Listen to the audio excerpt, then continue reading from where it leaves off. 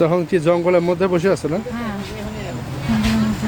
পাখি রিসোর্টে খেলাম, সেই এটা এখন সিলেটে রিসোর্ট।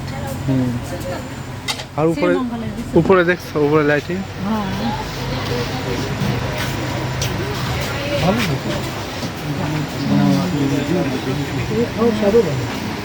এখানকার চেয়ার সবই বাঁশের, খালি টেবিলের উপর গ্লাস। এখানে বাঙালি খাবারও খেতে পারবা, সিলেটি খাবারও খেতে পারবা, বিদেশি খাওয়া যায়, বিদেশি খাবারও আছে।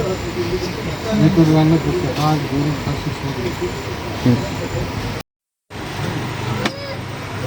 এটা কি ভর্তার আইটেম? হ্যাঁ, এটা ভর্তার একটা। আর এটা ডাল এটা ডাউ, এটা মনে হয় আলু ভর্তা। ডাল আরেকটা লাগবে মনে হয় না? ডাল একটা লাগবে। প্রচুর মুখে আচ্ছা, এটা হচ্ছে হাঁসের মাংস, দুই বাটি